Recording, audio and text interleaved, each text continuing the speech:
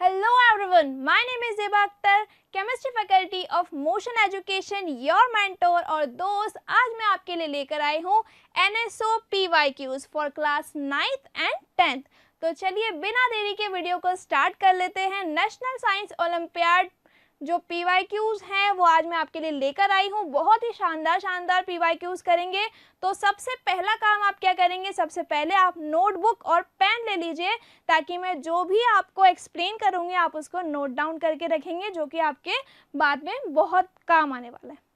तो चलो बिना देरी के स्टार्ट करते हैं। बट क्वेश्चन स्टार्ट करने से पहले मेरी आपसे एक छोटी सी रिक्वेस्ट है, आप मोशन फाउंडेशन चैनल को सब्सक्राइब कर लीजिए, बेल आइकन को प्रेस कर लीजिए ताकि मेरी वीडियो सबसे पहले आप तक पहुंच पाए। तो फर्स्ट क्वेश्चन जो है हमारा वो है स्टेटमेंट बेस्ड क्वेश्चन, और ये जो क्वेश्चन है ये क्लास 9th का क्वेश्चन है।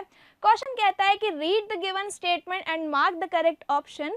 और यहाँ पे स्टेटमेंट 1 में आपको क्या दिया गया है, piece of dry ice gradually get smaller।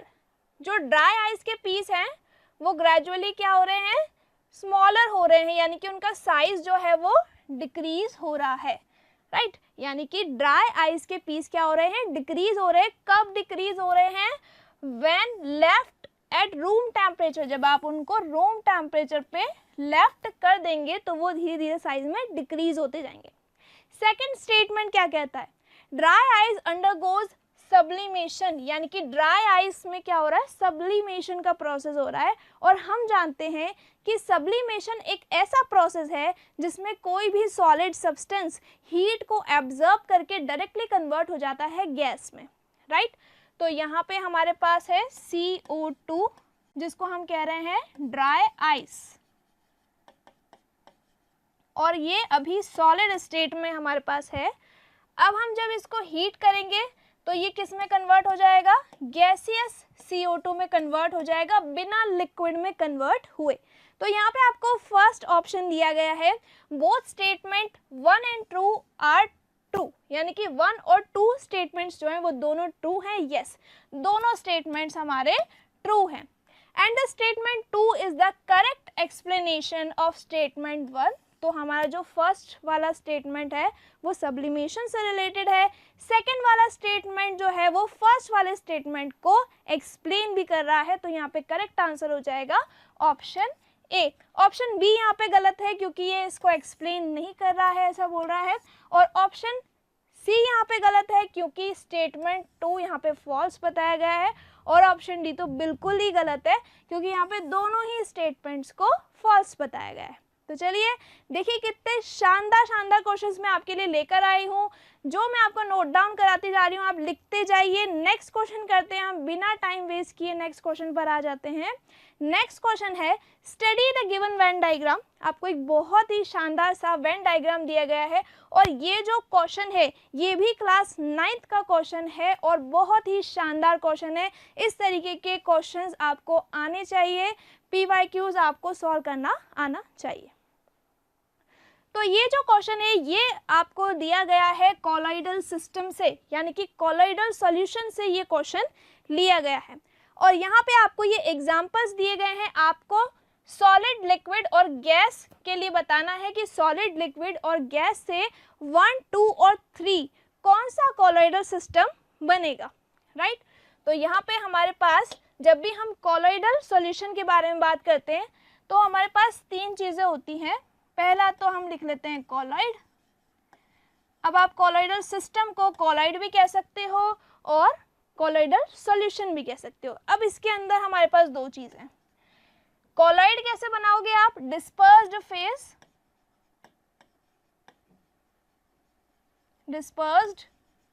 Phase, और दूसरा इसमें होता है डिस्पर्जन मीडियम।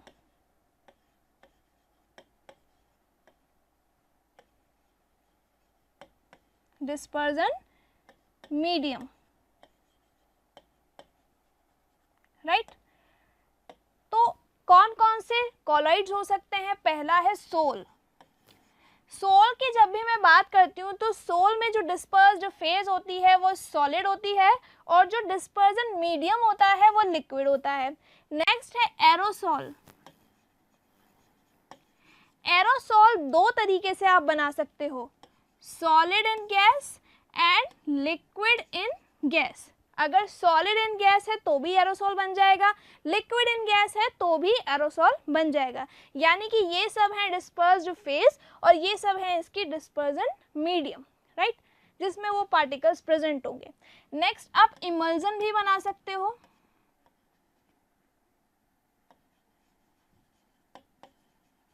इमल्जन में क्या होता है, दोनों ही लिक्विड स्टेट्स होती हैं, यानी कि डिस्पर्जन फेज भी लिक्विड होता है और डिस्पर्जन मीडियम भी, डिस्पर्स्ड फेज भी लिक्विड होता है और डिस्पर्जन मीडियम भी क्या होता है, लिक्विड ही होता है। ठीक है, अब यहाँ पे जो एग्जांपल्स दिए गए हैं उससे रिलेट करते हैं हम इन सॉल्यूशंस को, राइट। तो सबसे पहले हमें दिया गया है मिस्ट, और मिस्ट किस में आ रहा है, 1 में। तो 1 में क्या आना चाहिए था, सॉलिड इन लिक्विड, और सॉलिड इन लिक्विड आपको कहाँ दिया हुआ है, सोल में दिया हुआ है, राइट। सोल में दिया हुआ है तो मिस्ट तो सॉलिड इन लिक्विड होता नहीं है, मिस्ट तो क्या होता है, सॉलिड इन गैस होता है, यानी कि जो मिस्ट है वो एरोसॉल है, राइट। इसी तरीके से क्लाउड भी क्या है, एरोसॉल है। तो यहाँ पे आप लिख सकते हो मिस्ट और क्लाउड, यानी कि ये सॉलिड इन गैस है, राइट। तो यानी कि फर्स्ट वाला तो ऑप्शन यहाँ पे एलिमिनेट हो गया, क्योंकि जो मिस्ट है वो सॉलिड इन गैस है, ना कि सॉलिड इन लिक्विड, राइट। तो नेक्स्ट क्वेश्चन पर आते हैं, मतलब नेक्स्ट ऑप्शन पे आते हैं, आई मीन नेक्स्ट है मिल्क। अब जो मिल्क यहाँ पे दिया गया है तो ये गलत हो जाएगा, क्योंकि यहाँ पे मिस्ट जो है वो फर्स्ट नहीं हो सकता, ठीक है। सेकेंड आपको दिया गया है मिल्क। मिल्क क्या होता है, मिल्क होता है इमल्जन, लिक्विड इन लिक्विड होता है मिल्क, राइट। क्या होता है, मिल्क होता है इमल्जन। तो मिल्क और बटर ये दोनों किस में आते हैं, इमल्जन में आते हैं, राइट। तो यानी कि जो बी ऑप्शन है वो भी गलत हो जाएगा, ठीक है।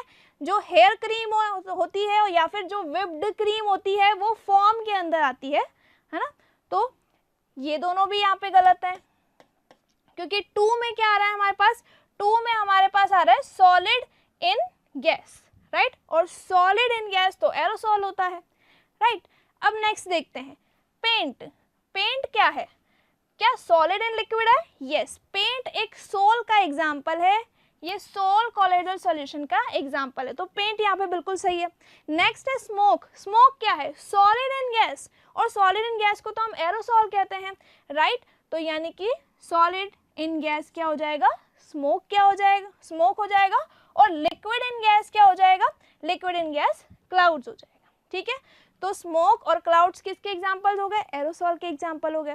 तो यहाँ पे करेक्ट आंसर क्या हो जाएगा, ऑप्शन सी हो जाएगा। करेक्ट आंसर है ऑप्शन सी, ठीक है। लिक्विड इन गैस क्या है, थर्ड। तो देखो लिक्विड इन गैस में क्या आ रहा है हमारे पास, थर्ड। थर्ड में क्या दिया गया है हमें, थर्ड में हमें दिया गया है क्लाउड, ठीक है। लिक्विड इन गैस में हमारे पास है क्लाउड, क्योंकि उसमें वाटर ड्रॉपलेट्स प्रेजेंट है या H2O मॉलिक्यूल प्रेजेंट है, ठीक है। नेक्स्ट आपको कलर्ड ग्लास दिया हुआ है। अब कलर्ड ग्लास तो 1 हो नहीं सकता, क्योंकि ये तो सॉलिड इन सॉलिड है ना। तो कलर्ड ग्लास यहाँ पे नहीं हो सकता, इसलिए यहाँ पे करेक्ट आंसर है ऑप्शन सी। तो इस तरीके के क्वेश्चंस आपको करने आने चाहिए। देखिए कितना शानदार क्वेश्चन मैं आपके लिए लेकर आई हूँ, कितना अच्छा ये क्वेश्चन था। आपको पता होना चाहिए कि सोल एक कोलोइडल सॉल्यूशन होता है और इसमें जो डिस्पर्स फेज है वो सॉलिड होती है, डिस्पर्जन मीडियम लिक्विड होता है। इसी तरीके से एरोसोल आप 2 तरीके से बना सकते हो, disperse phase solid, dispersion medium gas, और डिस्पर्स्ड फेज लिक्विड और डिस्पर्जन मीडियम गैस, ठीक है। और इसी तरीके से आप इमल्जन में भी क्या लिख सकते हो, डिस्पर्स्ड फेज और डिस्पर्जन मीडियम दोनों लिक्विड लिख सकते हो, ठीक है। तो यहाँ पे करेक्ट आंसर है ऑप्शन सी। नेक्स्ट क्वेश्चन करते हैं। नेक्स्ट कहता है फाइंड द इनकरेक्ट मैच। तो यहाँ पे आपको कुछ सॉल्ट्स दिए हुए हैं ABCD ऑप्शन में, और यहाँ पे उसका क्रिस्टलाइजेशन दिया गया है। पहला ऑप्शन है ऑप्शन ए।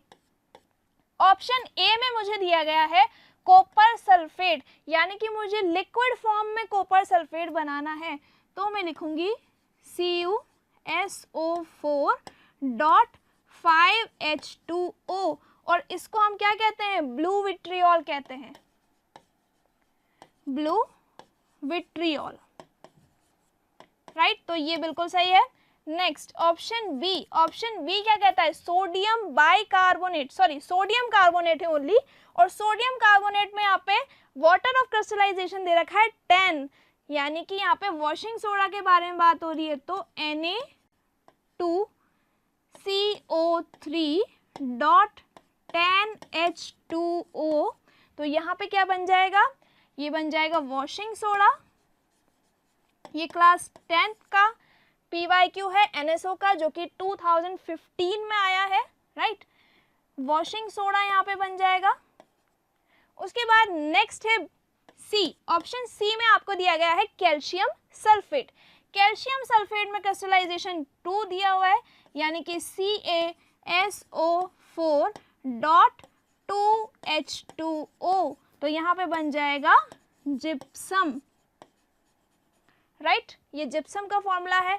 लास्ट ऑप्शन में आपको दिया गया है फेरस सल्फेट FeSO4.7H2O, यानी कि यहाँ पे 7H2O आ रहा है, जबकि यहाँ पे कितना दिया गया है 6, तो यानी कि यहाँ पे A, B और C तो सही दिया गया था, लेकिन D ऑप्शन में इनकरेक्ट दिया गया था, और D ऑप्शन क्या है हमारा, ग्रीन विट्रियोल।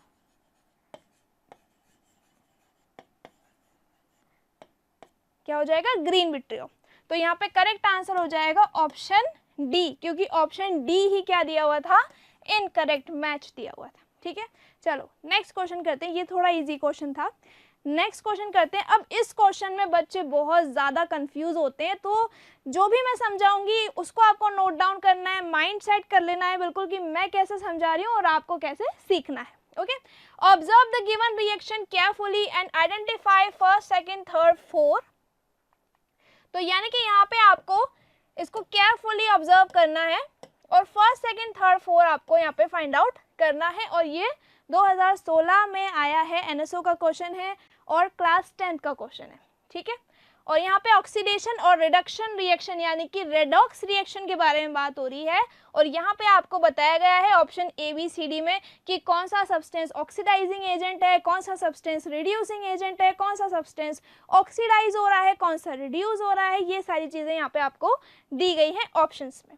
तो सबसे पहले हमारे पास क्या दिया गया है यहाँ पे, जिंक ऑक्साइड, और इसको कार्बन के साथ रिएक्ट कराया गया है, और कार्बन यहाँ पे क्या है, कार्बन एक रिड्यूसिंग एजेंट है। आपको पता होना चाहिए कि रिड्यूसिंग एजेंट्स कौन कौन से होते हैं, like carbon, carbon monoxide, aluminium, ये सब क्या होते हैं, रिड्यूसिंग एजेंट होते हैं जो कि मेटलर्जी में यूज किए जाते हैं, राइट। तो यानी कि हमारे पास अब फर्स्ट जो है वो है जिंक ऑक्साइड से हमें कन्वर्ट करना है जिंक ऑक्साइड को जिंक में कन्वर्ट करना है। तो यानी कि जिंक ऑक्साइड अगर जिंक में कन्वर्ट होता है तो जिंक ऑक्साइड का क्या हो जाएगा, जिंक ऑक्साइड का हो जाएगा रिडक्शन, क्योंकि यहाँ पे क्या हो रहा है, रिमूवल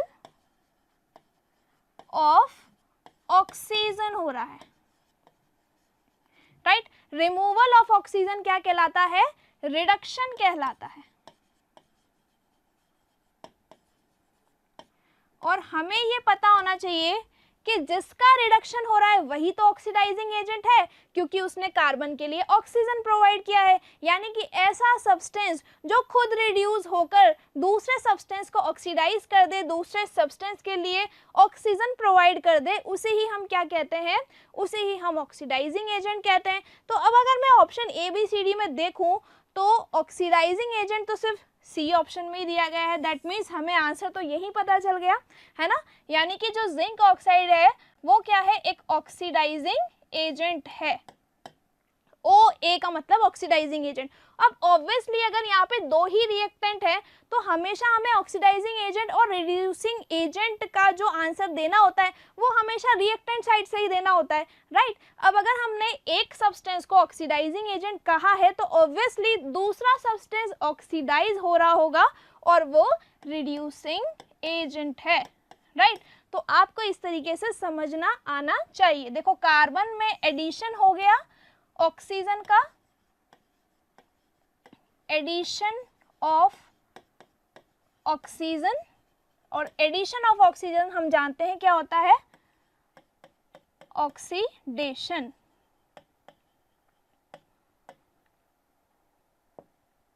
राइट। तो यहाँ पे क्या हो रहा है, एडिशन ऑफ ऑक्सीजन यानी कि ऑक्सीडेशन हो रहा है। तो सेकंड में क्या हो जाएगा, कार्बन क्या हुआ है, ऑक्सीडाइज हुआ है कार्बन मोनोऑक्साइड में, तो सेकंड हो जाएगा यहाँ पे ऑक्सीडेशन। थर्ड हो जाएगा रिडक्शन, क्योंकि यहाँ पे जिंक ऑक्साइड का हुआ है रिडक्शन और वो जिंक में कन्वर्ट हुआ है, राइट। और जो कार्बन है वो रिड्यूसिंग एजेंट है क्योंकि वो खुद ऑक्सीडाइज हो रहा है। तो यहाँ पे करेक्ट आंसर आ जाएगा option C. Option C is the right answer.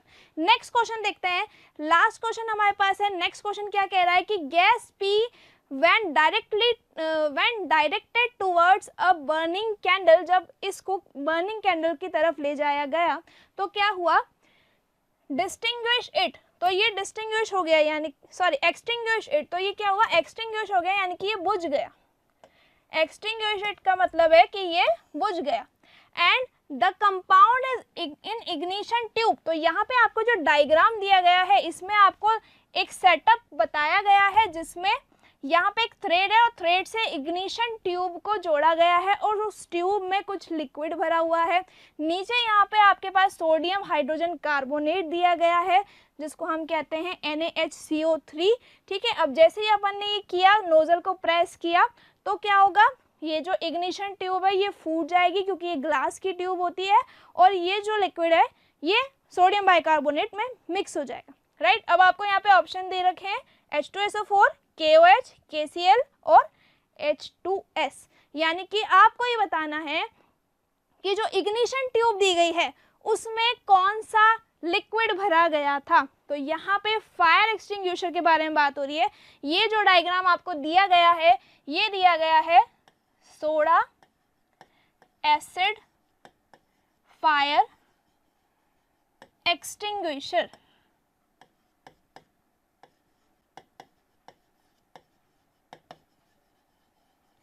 क्या दिया गया है, सोडा एसिड फायर एक्सटिंग्विशर का ये डायग्राम आपको दिया गया है, ठीक है।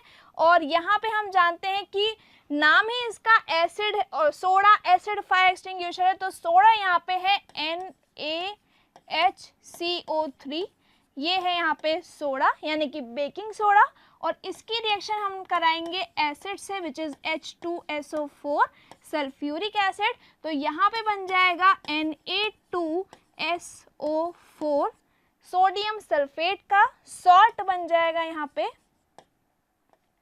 प्लस यहाँ पे H2O वेपर बन जाएगी और CO2 carbon dioxide gas release होगी जिसकी वजह से जो कैंडल है वो एक्सटिंग्विश हो जाएगी यानी कि बुझ जाएगी, ठीक है। तो यहाँ पे करेक्ट आंसर हो जाएगा ऑप्शन ए, क्योंकि जो इग्निशन ट्यूब थी उसमें एसिड भरा हुआ था सल्फ्यूरिक एसिड, और बाकी के ऑप्शंस यहाँ पे गलत हैं क्योंकि बी ऑप्शन में बेस दिया हुआ है, सी ऑप्शन में सॉल्ट ही दे दिया आपको डायरेक्टली, और डी ऑप्शन में H2S का एक्वस सॉल्यूशन दिया गया है, ठीक है। तो यहाँ पे करेक्ट आंसर हो जाएगा ऑप्शन ए H2SO4, और ये जो क्वेश्चन है ये NSO 2018 में आया था, क्लास 10th का ये क्वेश्चन है, राइट। तो आई होप आपको बहुत मज़ा आया होगा NSO के क्वेश्चंस करने में। अगर आप इसी तरीके की वीडियोस देखते रहना चाहते हैं तो आप मोशन फाउंडेशन यूट्यूब चैनल को सब्सक्राइब कर लीजिए, बेल आइकन को प्रेस कीजिए ताकि मेरी वीडियो सबसे पहले आप तक पहुंचे। वीडियो को ज़्यादा से ज़्यादा शेयर कीजिए। Thank you so much.